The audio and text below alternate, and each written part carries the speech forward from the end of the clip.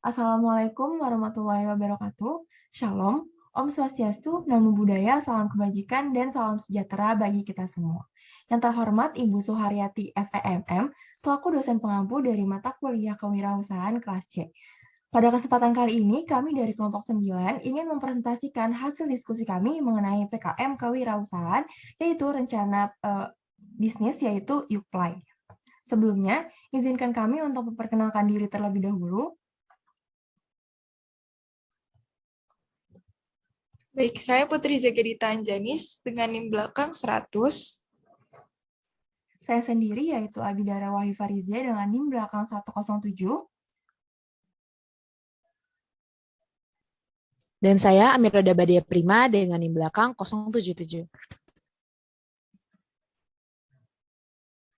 Baik, berikut ini merupakan outline presentation dari diskusi kami pada kali ini.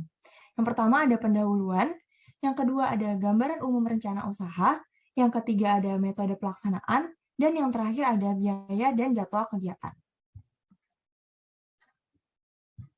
Yang pertama, saya akan membacakan mengenai pendahuluan, yaitu latar belakang. Nah, pada era globalisasi ini, perkembangan teknologi semakin merajalela di semua kegiatan yang dapat dengan mudah dilakukan dengan menggunakan gadget di rumah masing-masing, seperti kegiatan ekonomi. Dengan memanfaatkan teknologi yang baik, kegiatan jual beli barang dan jasa akan semakin mudah untuk dilakukan. Berdasarkan data dari Kementerian Koperasi, Usaha Kecil dan Menengah atau UMKM pada tahun 2018, jumlah pelaku UMKM sebanyak 64,2 juta atau 99,99% dari seluruh jumlah pelaku usaha di Indonesia. Nah, UMKM ini didominasi oleh pelaku usaha mikro yang berjumlah 98,68% dengan daya serap tenaga kerja sekitar 89%. Berdasarkan riset dan analisis yang telah dilakukan dengan cara studi literatur, penelitian, dan data-data tahun sebelumnya, banyaknya pemilik usaha yang ada di Indonesia pasti memerlukan supplier yang terjamin untuk membantu keberlangsungan usaha mereka. Dengan banyaknya pemilik usaha di Indonesia, khususnya UMKM, mendorong dan memotivasi kami untuk membuat aplikasi Youply. Nah, aplikasi Youply ini sendiri berasal dari kata You Supplies yang memiliki fokus untuk menghubungkan antara para supplier kepada pemilik usaha. Nah, Youply ini akan memudahkan para pemilik usaha dalam mencari bahan baku dengan harga yang lebih murah, aman, dan tentunya terjamin kualitasnya. Selanjutnya akan dijelaskan oleh teman saya. Baik, selanjutnya saya akan memaparkan mengenai rumusan masalah dan tujuan program. Untuk rumusan masalah dari Youply ini sendiri yaitu ada bagaimana pemanfaatan aplikasi Youply pada kegiatan ekonomi di masyarakat. Yang kedua yaitu ada bagaimana strategi untuk meningkatkan penggunaan Youply di masyarakat. Nah, untuk tujuan program dari Youply ini sendiri yaitu ada dua. Yang pertama, tujuan dari program ini adalah mengetahui seberapa besar manfaat aplikasi Youply pada kegiatan ekonomi di masyarakat. Dan yang kedua yaitu menganalisis strategi untuk meningkatkan penggunaan Youply di masyarakat. Untuk slide selanjutnya akan dijelaskan oleh rekan saya, Putri.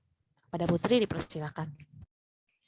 Baik, selanjutnya saya akan menjelaskan mengenai luaran dan manfaat penelitian. Di luaran ini, Youply dengan adanya aplikasi Youply ini diharapkan dapat berguna bagi pemilik usaha di Indonesia agar dapat lebih efisien dalam distribusi barang. Kemudian, luaran yang kedua yaitu dengan adanya aplikasi ini diharapkan dapat mengatasi permasalahan mengenai pendistribusian bahan baku. Kemudian ada manfaat penelitian. Manfaat penelitian dari Youply ini, aplikasi ini dibuat oleh penulis untuk diharapkan dapat memberikan manfaat kepada pelaku ekonomi agar transaksi jual beli lebih efektif dan efisien. Aplikasi ini juga diharapkan dapat menjadi jembatan bagi supplier dan para pengusaha. Selain itu, aplikasi ini juga diharapkan dapat menjadi aplikasi kebanggaan Indonesia yang bermanfaat bagi sesama. Selanjutnya akan dijelaskan oleh rekan saya.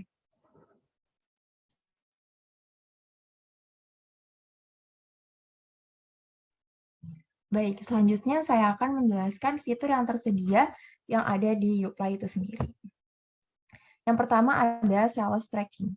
Nah, untuk sales tracking ini, adalah sebuah sistem yang membantu penjualan melalui tracking pada proses penjualan menggunakan aplikasi ini.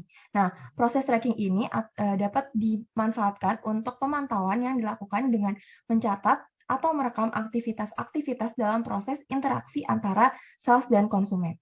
Nah, manfaat selanjutnya adalah data penjualan dapat tersimpan dengan baik dan dapat disimpan dengan cepat. Nah, data-data ini dapat digunakan untuk mencari tahu sebuah informasi seperti total penjualan dalam periode tertentu, waktu-waktu rata-rata yang dilakukan, dan penutupan penjualan, serta yang lainnya. Nah, yang kedua ada purchase tracking. Nah, purchase tracking ini dapat membantu penjual untuk memantau apakah barang yang dibeli oleh konsumen sampai dengan selamat. Hal ini merupakan salah satu fitur yang paling penting bagi pelanggan. Nah, yang ketiga ada GPS tracking. Nah, GPS tracking ini dapat digunakan dalam berbagai aset dan salah satunya memiliki fungsi utama yaitu untuk melihat posisi aset secara real time. Nah, penggunaan GPS ini dapat meminimalisir terjadinya penyimpangan jalur perjalanan yang biasanya dilakukan jika aset tersebut digunakan oleh orang lain. Nah, yang keempat ada stok barang. Nah, stok barang ini sendiri merupakan suatu fitur untuk merangkum status jumlah stok yang tersedia saat ini oleh penjualnya. Nah, sehingga penjual atau pengguna dapat dengan mudah untuk melihat stok barang yang mana yang perlu ditambahkan dan mana yang kurang. Nah, untuk yang terakhir ada fitur dari Business Intelligence. Nah, fitur ini dapat digunakan untuk mengumpulkan, membaca, dan menafsirkan data-data yang digunakan untuk melihat tren dan perbandingan dari sebuah kompetitor dengan yang lainnya di dalam sebuah industri.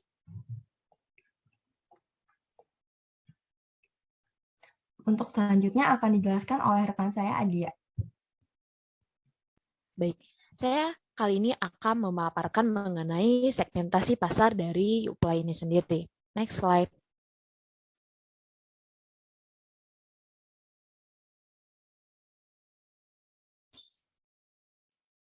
Segmentasi pasar kami terbagi menjadi 3 fokus utama, yaitu dari target market, potential market, dan reachable market. Untuk target market sendiri, yaitu mengenai seluruh pelaku usaha, baik skala besar maupun skala kecil yang ada di Indonesia. Berdasarkan data yang diunggah oleh Badan Pusat Statistik pada tahun 2016, terdapat lebih dari 64,2 juta usaha yang dapat disebut dengan target market dari aplikasi Youpli kami.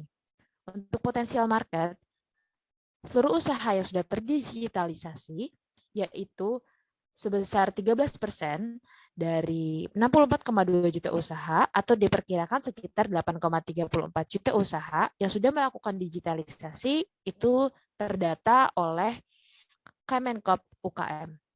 Dan ada reachable market, yaitu merupakan seluruh usaha dagang di Pulau Jawa. Untuk next slide akan dijelaskan oleh rekan saya, Putri. Untuk Putri, dipersilakan. Baik, saya akan menjelaskan mengenai analisis SWOT. Next slide. Pada analisis SWOT yang pertama yaitu strength atau kekuatan, yang pertama ada memiliki fitur yang terintegrasi dengan seluruh usaha di Pulau Jawa. Kemudian yang kedua merupakan aplikasi yang menghimpun distributor pertama dari Indonesia. Kemudian yang ketiga dapat melakukan komunikasi dan bertransaksi di dalam satu aplikasi yaitu Youpli. Yang keempat yaitu menggunakan fitur GPS yang dapat mempermudah para pemakai untuk melacak barang mereka. Yang kelima yaitu aplikasi ini terintegrasi dengan berbagai mobile banking dan e-wallet ternama di Indonesia yang dapat mempermudah pemakai aplikasi ini. Kemudian yang kedua ada weakness atau kelemahan. Kelemahan dari aplikasi Youpli ini yaitu aplikasi ini memiliki masalah dalam masa pengembangan yang memerlukan inovasi di setiap waktu. Dan yang kedua ada kemungkinan aplikasi ini mengalami gangguan yang tinggi. Next slide.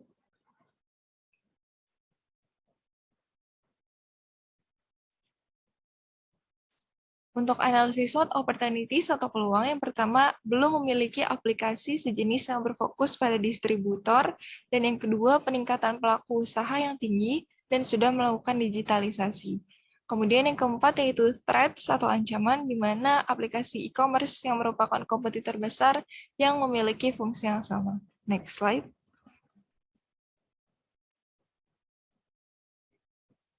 Kemudian saya akan menjelaskan mengenai analisis pesaing dan analisis strategi. Analisis pesaing ini dibagi menjadi dua, yaitu yang pertama e-commerce. E-commerce yang ada di Indonesia sekarang ini itu seperti Shopee dan Tokopedia yang merupakan e-commerce dengan jumlah pengguna mencapai lebih dari 100 juta di seluruh dunia.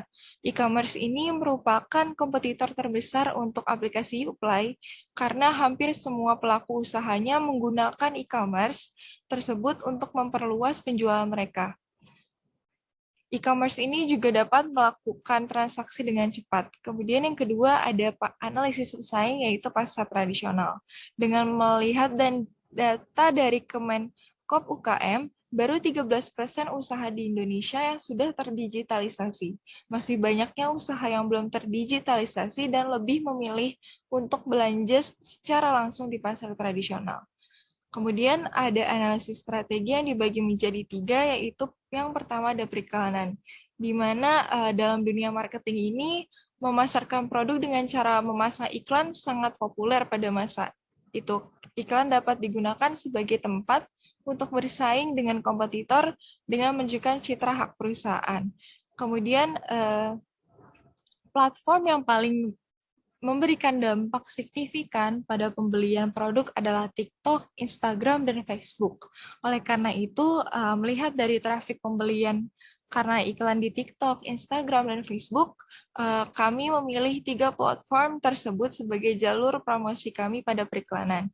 Kemudian yang kedua ada analisis strategi, yaitu workshop, di mana pada kasus Templater ini kami akan melaksanakan workshop yang terbuka tanpa biaya bagi para pelaku UMKM pada workshop. Pada workshop ini kami juga akan menjelaskan mengenai penggunaan dan keefektifan dari aplikasi yang akan kami dapat untuk membantu efisiensi pemasaran pelaku UMKM di Indonesia. Kemudian yang ketiga ada sponsor, di mana tentunya kegiatan ini menguntungkan bagi pihak internal maupun eksternal, dan workshop dan sponsor ini memberikan sponsor yang sesuai dengan target dan tujuan kita. Oleh karena itu pada kasus ini kami berfokus pada kegiatan yang ingin membantu UMKM. Untuk slide selanjutnya akan dijelaskan oleh rekan saya Abidara. Baik, selanjutnya saya akan menjelaskan mengenai analisis keuangan usaha. Jadi di sini kita memakai 2 analisis, yaitu analisis leverage dan analisis rasio keuangan. Yang pertama ada analisis leverage. Nah, analisis ini adalah alat analisis penganggaran perusahaan yang berfokus pada sumber modal. Nah, sumber modal ini terdiri dari internal dan eksternal. Nah, acuan dalam menggunakan leverage ada 3, yaitu leverage operasi, yang kedua ada leverage keuangan, dan yang terakhir ada leverage gabungan. Selanjutnya ada analisis rasio keuangan. Nah, analisis rasio keuangan adalah alat analisis yang dapat digunakan oleh suatu perusahaan untuk mengukur dan menilai kinerja keuangan berdasarkan laporan keuangan pada masa lalu. Nah, analisis rasio ini dapat digunakan dengan 2 cara, yaitu melakukan perbandingan rasio dengan satu perusahaan dengan perusahaan yang lainnya yang bergerak di bidang yang sama, dan dapat dilakukan dengan perbandingan rasio perusahaan dengan perusahaan lain sebagai pengganti perusahaan kita. Nah, analisis ini dapat dilakukan dengan 4 kondisi, yaitu yang pertama ada rasio likuiditas, yang kedua ada rasio leverage, yang ketiga ada rasio aktivitas, dan yang terakhir ada rasio profitabilitas.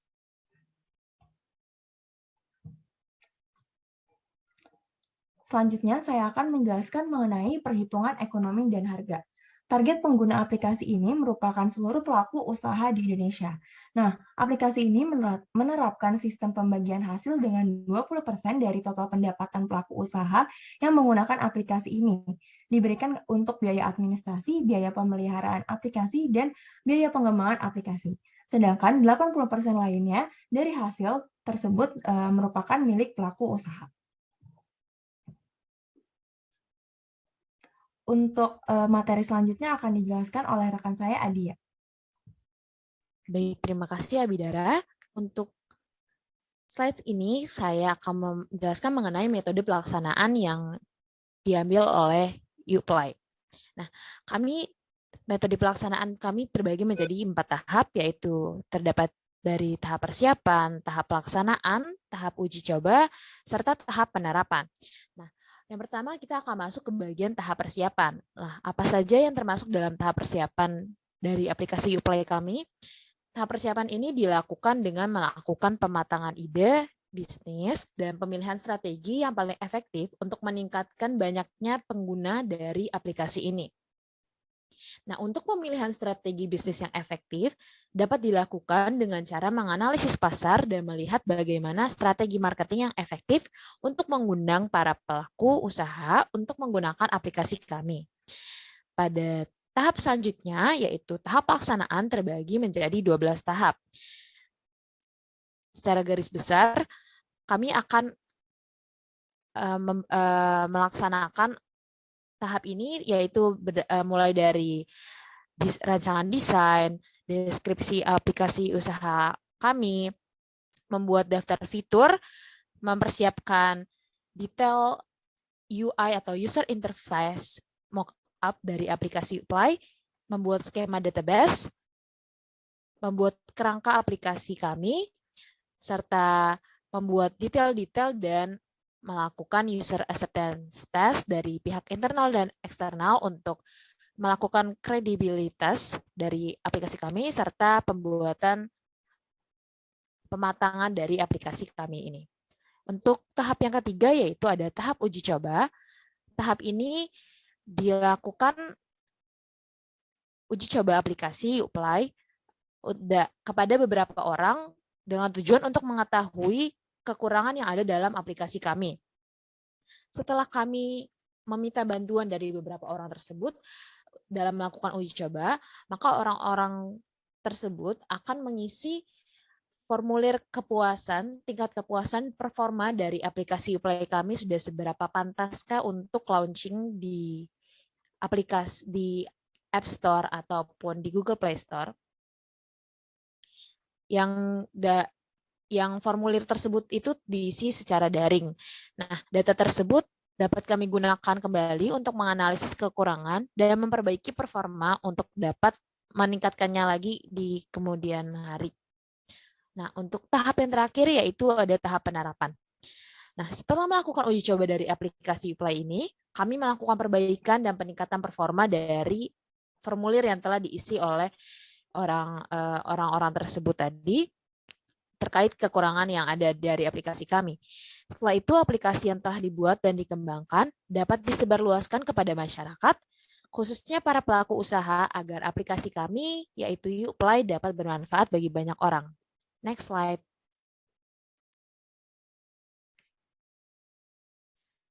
Saat ini kita masuk ke bagian materi anggaran biaya. Next slide.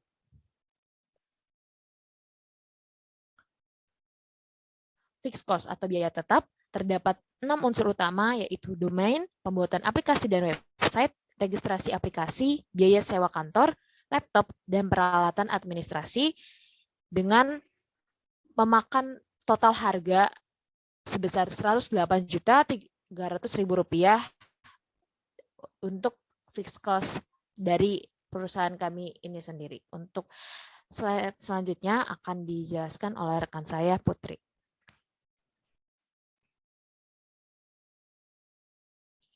Baik, saya akan menjelaskan mengenai variabel cost dari aplikasi Uplay ini, yaitu ada 4 unsur biaya investasi. Yang pertama ada WiFi, yang kedua ada biaya promosi, dan yang ketiga ada biaya tenaga kerja, dan keempat ada biaya administrasi dengan total biaya yaitu Rp18.700.000. Kemudian slide selanjutnya akan dijelaskan oleh rekan saya, Abidara. Baik, yang terakhir saya akan menjelaskan mengenai jadwal kegiatan aplikasi Uplay ini sendiri. Pada bulan pertama, kami berada pada tahap persiapan, dan pada tahap pelaksanaan akan berada pada bulan kedua dan bulan ketiga. Untuk tahap uji coba akan berada pada bulan keempat, dan tahap evaluasi akan ada pada tahap bulan kelima. Nah, untuk tahap pembuatan laporan itu sendiri akan berada pada akhir periode akuntansi, yaitu pada akhir bulan Desember.